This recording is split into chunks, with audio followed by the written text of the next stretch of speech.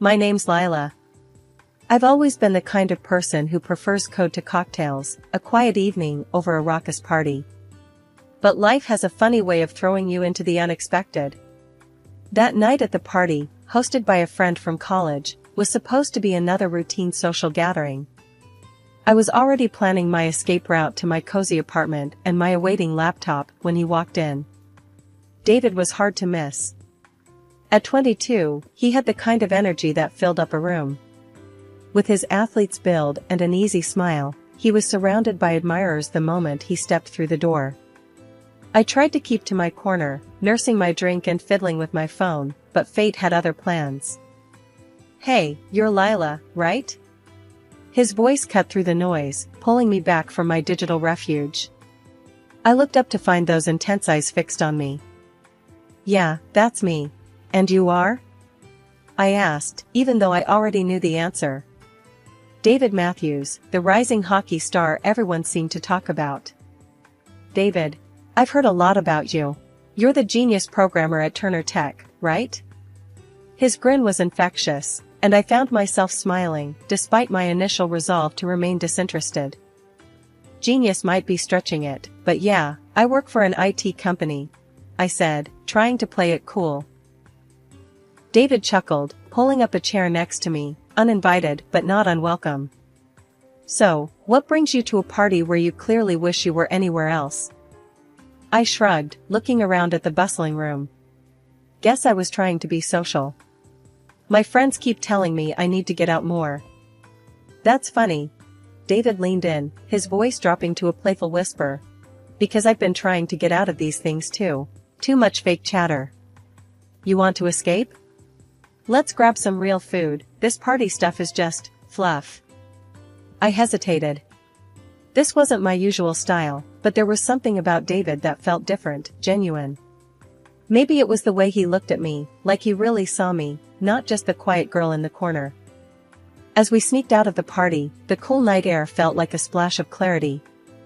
We ended up at a 24-hour diner, the kind with greasy fries and endless coffee. David ordered the biggest burger on the menu for us to split, and I found myself sharing stories about coding mishaps and server crashes. David listened, really listened, nodding and asking questions that showed he got it, even if he didn't know a router from a modem. It was refreshing, talking to someone who didn't glaze over when I geeked out about technology. As the night turned into early morning, I realized that David wasn't just a hotshot athlete, he was thoughtful, funny, and surprisingly down-to-earth. Maybe that's why when he suggested we do this again next Friday, I didn't think twice before saying yes. David and I had been the talk of our circle since he started courting me. Despite our age difference, with me being 32 and him only 22, there was something electric between us. Honestly, it was flattering to have someone so vibrant and full of promise by my side. The day David decided to introduce me to his mom, Susan, I was nervous. The moment we arrived, the look on her face said it all. It was like she had tasted something sour just seeing me. "So, you're Lila," Susan began, sizing me up as if I were an item at an auction. "David has told me very little about you, which I suppose isn't surprising." I tried to smile, extending my hand. "It's nice to meet you, Susan." She barely touched my hand before pulling back. "Let's sit down. We have a lot to discuss, apparently." As we sat in her meticulously decorated living room, the air thick with tension, Susan didn't waste any time. "David tells me you two are planning to marry. He's a professional athlete, on his way to becoming a star. And you, Lila, you're a programmer, correct? And quite a bit older than him." "Yes, I am a programmer," I replied, keeping my voice steady, despite her tone. "And yes, there's an age difference, but we love each other." Susan scoffed. "Love," she muttered under her breath. "David, she's 32. You're just 22. You should be thinking about your career, not settling down with someone who—" "Mom," David interrupted, his voice firm. "I love Lila. That's what matters to me. We're getting married." Susan's eyes narrowed. "You're blinded by infatuation. Think about your future, your contracts, your endorsements. This is a mistake." I felt a surge of defiance. I'm not here to argue, Susan. I came because David wanted us to meet. I respect your concern, but our decision to marry is ours to make. David nodded, squeezing my hand under the table. Exactly. We've talked this through, and we're serious. Lila's age, her job, it doesn't matter to me. What matters is how we feel about each other. Susan leaned back, her expression unreadable for a moment before she spoke again. Well, it seems I can't convince my own son to think clearly. If you're going to be part of this family, Lila, I expect you to understand the pressures David will face. Can you handle that? Without dragging him down? Her words stung, but I held my gaze. I'm not here to drag anyone down, Susan. I support David fully, in his career and everything else. There was a pause, a heavy, uncomfortable silence, before Susan stood up abruptly. I need to think about this. David, you're welcome to stay for dinner. Lila, I think it's best if you leave now. David started to protest, but I stopped him. It's okay, David. Let's not make this harder. I'll go, but think about what I said, Susan. I'm not the enemy here. When I found out I was pregnant, I was over the moon with joy. David was thrilled too when I told him, and he immediately suggested we speed up our wedding plans. Let's not wait, Lila. Let's get married as soon as we can, he said, his eyes shining with excitement and a bit of urgency. The joy of our news, however, didn't quite extend to everyone. When David broke the news to his mom, Susan, her reaction was less than enthusiastic. You're what? Pregnant? This changes things, she muttered, clearly agitated by the unexpected twist. David tried to calm her down. Mom, this is good news. We're happy.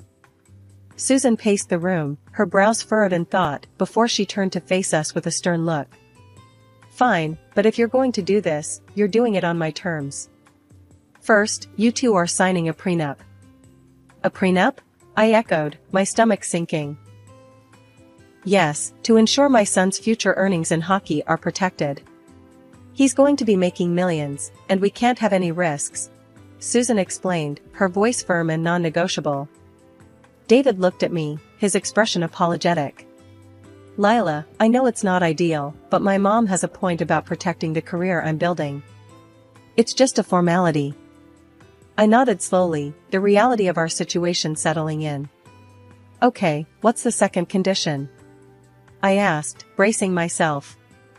You need to show your commitment to this family, Lila. I want you to handle the initial mortgage payment for your new house, 50% up front. Susan's eyes were locked on mine, challenging me. I was stunned. 50%? That's a lot of money, Susan. David was quick to jump in. Mom, that's too much. Lila, we can figure something out. But I knew what I had to do. I called my dad later that day, explaining the situation and how much I needed. Without a moment's hesitation, he agreed. I'll help you, Lila. It's important you start your married life on stable ground, he said, transferring $200,000 to my account. With the financial and prenuptial conditions met, we moved forward with the wedding plans. The day arrived faster than I had anticipated, filled with a mix of emotions. Our wedding was beautiful, set in a quaint little chapel with flowers everywhere, and our closest friends and family gathered. I walked down the aisle, my heart full of love for David and our future together. My parents looked so proud and happy, their smiles beaming across the room. But there, off to the side, stood Susan with a look that could only be described as sour. Throughout the evening, her displeasure was evident. She wore a tight smile as guests congratulated her, her eyes often darting towards me with undisguised disapproval. Despite her attitude, David and I tried to focus on the positive. We mingled with guests, laughed, danced, and celebrated our union and the little life growing inside me. After the wedding, it didn't take long for life to take a sharp turn into the unexpected. Susan declared she'd be moving in with us, supposedly to help me through the early stages of pregnancy. I wasn't keen on the idea, but to avoid any drama, I reluctantly agreed. Little did I know, this decision would soon transform my home into a battleground where peace was a rare commodity. Within weeks of moving in, Susan had taken over the house. It was subtle at first, a few items moved here and there, some new decorations. But soon, her presence and influence grew stronger, more invasive. She didn't do much in terms of actual housework or helping me. Instead, she spent her days shopping with the money David made from his hockey career, filling our already cozy home with lavish furniture and expensive clothes that reflected her taste, not ours. One afternoon, as I was trying to rearrange some of these new additions to make space for my own things, Susan walked in, her eyes scanning the room critically. "Lila, what are you doing? You're just moving things around without improving anything. You should focus more on resting and less on these useless activities," she snapped, her tone harsh and condescending. I bit my tongue, holding back my frustration. "I'm just trying to make some space, Susan. It's getting a bit crowded in here." "Crowded? This is quality, Lila. These are things a proper home should have. You should be thankful," she retorted, waving a dismissive hand at my simpler decorations. Feeling the sting of her words, I tried to keep my cool. "Susan, I appreciate your help around the house, but maybe we could tone down the shopping a bit. There's hardly space to move." Susan's eyes narrowed, her voice cold. "I'm only trying to bring some standard to this place. If you can't see that, it's not my problem. You should focus on what's important, like taking care of David." The remark hit harder than expected, and I felt a mixture of anger and helplessness. This wasn't the home I had envisioned for us, filled with love and mutual respect, but rather, it was turning into a showcase of Susan's tastes and preferences. Later that evening, when David got home from practice, I decided it was time to discuss the living situation. "David, we need to talk about your mom," I started, my voice steady but filled with concern. "What about her?" He looked tired, rubbing the back of his neck as he sat down. "She's taking over the house, David. And she's constantly criticizing me, making me feel like I'm not doing enough around here," I explained, hoping he'd understand. David's face hardened, and he sighed deeply. "Lila, she's just trying to help. You know how she is. She wants everything to be perfect. You should try to get along, show her some respect." As the days turned into weeks, Susan's dominance in our home grew. My attempts to reclaim some sense of normalcy or to assert my preferences were met with cold resistance from Susan and frustrating neutrality from David. The more I tried to adapt, the more isolated I felt within my own walls. It was a routine morning, and I was at the clinic for a regular pregnancy checkup, expecting nothing but good news. But the doctor's face told a different story as he reviewed the ultrasound images. "Lila, it seems there's a significant developmental issue with the fetus. I recommend further tests, but you need to be prepared for all possible outcomes, including the possibility of not carrying to term." The drive home was a blur, and walking into the house, I was met by Susan's scrutinizing gaze. "Well, what did the doctor say?" she demanded, her tone more intrusive than concerned. I swallowed hard, fighting the lump in my throat. "It's not great news, Susan. There are complications. The baby might not make it." Susan's reaction was cold, almost mechanical. "I see. Well, you need to think about what's best, for you and for David. Sometimes these things are for the best." Her words stung, but I had no energy to argue. I needed David, his support more than ever. When he finally came home, I told him everything, the tears I had held back now freely streaming down my face. David looked devastated, but his words were hollow. "I'm so sorry, Lila. We'll get through this. Whatever you need, I'm here." But as the days went on, David's promise felt empty. He seemed distant, retreating into his own world, leaving me to cope with my grief and fear alone. Meanwhile, Susan's true colors came out more vividly than ever. One evening, as I sat in the living room, trying to find some distraction in a book, Susan sat across from me, her eyes sharp. "Lila, you need to think about the future. If this pregnancy isn't going to work out, maybe it's a sign. Maybe it's time you and David reconsidered your situation. A childless marriage is bound to fail." I couldn't believe what I was hearing. Anger boiled inside me, but before I could respond, David walked in. I looked to him for support, but instead of defending me, he stayed silent. After weeks of uncertainty and fear, the day came when the complications of my pregnancy could no longer be managed. The doctors did what they could, but the decision was inevitable. The pregnancy had to be terminated. As I lay in the hospital bed, coming to terms with the loss, the doctor explained the gravity of my condition. "It's going to be difficult for you to get pregnant again," he said with a somber look. Returning home was one of the hardest things I've ever done. I was drained, not just physically, but emotionally. My heart ached in a way that words couldn't describe. I walked through the door in tears, a mess of grief and broken dreams, hoping, praying for some semblance of comfort from the people who were supposed to be my family. What I walked into was anything but comforting. Susan wasted no time. As soon as she saw my state, her words sliced through the air, cold and sharp. "Well, look at you. I told you, didn't I? You just aren't cut out for this. You can't even manage to have a healthy child." Her cruel words hit me like physical blows. I stood there, stunned into silence, my tears falling faster. I looked to David, desperate for him to say something, anything in my defense. But David was distant, his eyes avoiding mine. He shifted uncomfortably, then said, "Look, Lila, I have important matches coming up. I can't have all this drama around. It's just too much." I stared at him, disbelief clouding my pain. Our child was not just some drama, David. This was our baby, our future. How can you be so cold? David's face hardened. "I'm tired, Lila. Tired of your complaints and all these problems. I've got a career, and honestly, I've got plenty of options." He paused, his voice dropping as he added, "Maybe it's better if we just end this. I need someone who fits into my life, not complicates it." Susan clapped her hands, a twisted smile on her face. "Finally, some sense from you, David. Lila, you heard him. Pack your things. It's time for you to leave." David didn't help me with my bags, he didn't even say goodbye. As I closed the door behind me, the finality of that click echoed in my heart. When I arrived at my parents' house, my tears hadn't stopped. Seeing me in such a state, Dad was furious. "What happened, Lila? Tell me everything," he demanded, his voice a mix of concern and anger.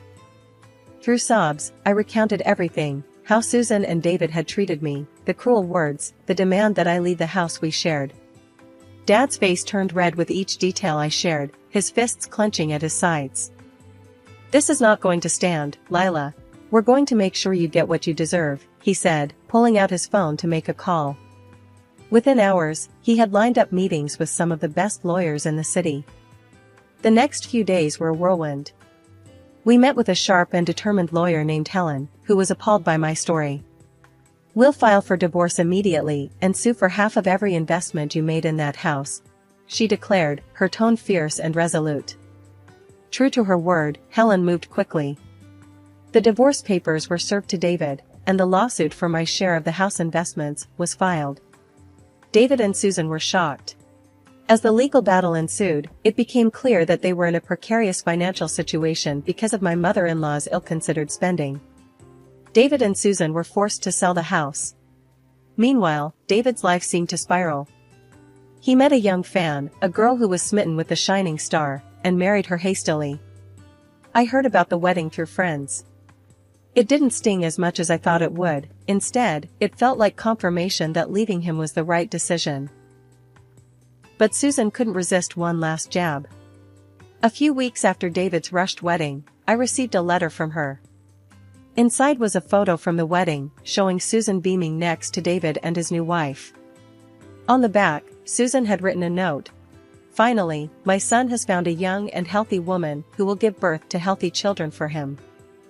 The cruelty of her words was meant to wound, and it did, but not as deeply as she intended.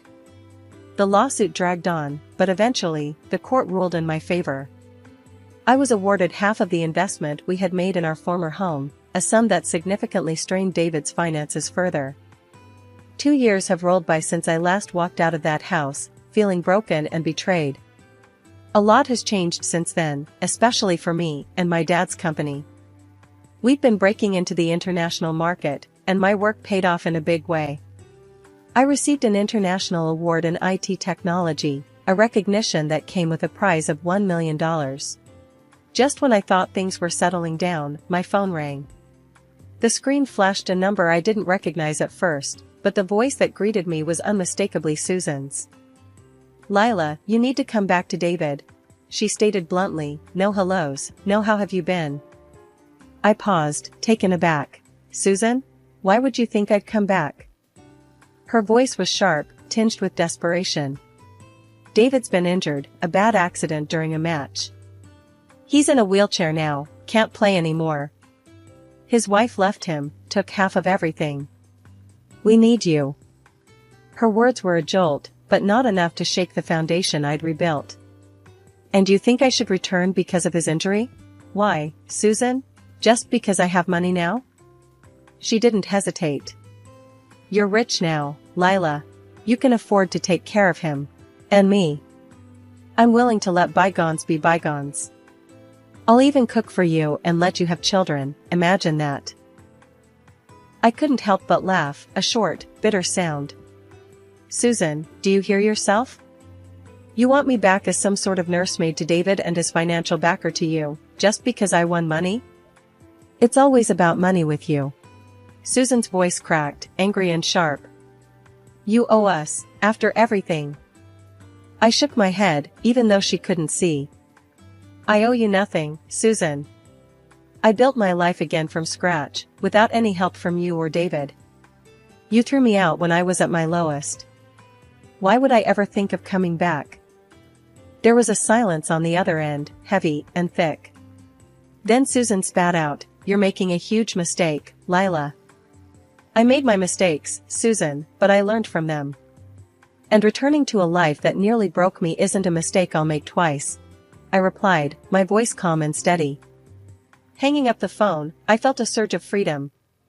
Her words no longer had the power to hurt me. I was truly free, and my life was my own. Looking around my office, filled with awards and the buzzing of computers, I knew I was right where I was meant to be. Later, at home, I poured myself a glass of wine and stepped out onto my balcony, looking out over the city lights. The challenges of the past seemed like distant memories, and the future was bright and full of promise.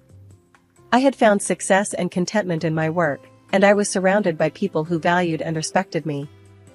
As I sipped my wine, I thought about Susan's call, her voice so filled with anger and desperation. It was clear that in her world, money still dictated worth. But in my world, I measured wealth not by dollars in the bank, but by the happiness and peace I'd fought so hard to achieve. One crisp morning, as I walked into the office, the buzz of the upcoming product launch was palpable. My team, a group of brilliant and driven individuals, greeted me with enthusiastic updates. "Lila, we're almost ready to roll out the new software. Just a few tweaks left," Jenna, one of our lead developers, informed me, her eyes sparkling with excitement. "That's great to hear, Jenna. Make sure those tweaks are solid. We can't afford slips, not with so much riding on this," I replied, my tone both encouraging and firm. Jenna nodded, her demeanor serious. "Absolutely, Lila. We're on it." I received a call from Dad later. His voice was brimming with pride. "Lila, I just wanted to tell you how proud I am of you. Not just for your success at the company, but for how you've handled everything life threw at you." "Thanks, Dad. It means a lot to hear that from you. I couldn't have done it without your support," I responded, feeling a warmth spread through me. "You did the heavy lifting, kiddo. I was just here to offer a hand when you needed it," he said, and we both laughed. That evening, as I walked through the park on my way home, I felt a deep sense of peace. I stopped for a moment, taking in the beauty of the setting sun, the laughter of children playing nearby, and the gentle rustle of leaves in the breeze. It was moments like this that I had once thought were lost to me forever. But here I was, standing strong, the master of my fate once more. I had faced betrayal and loss, fought back against those who sought to bring me down, and emerged not just unscathed but stronger. As I resumed my walk, a plan began to form in my mind. I wanted to use my experiences to help others who might be facing their own battles. Perhaps a foundation, something that could offer support and strength to those in need.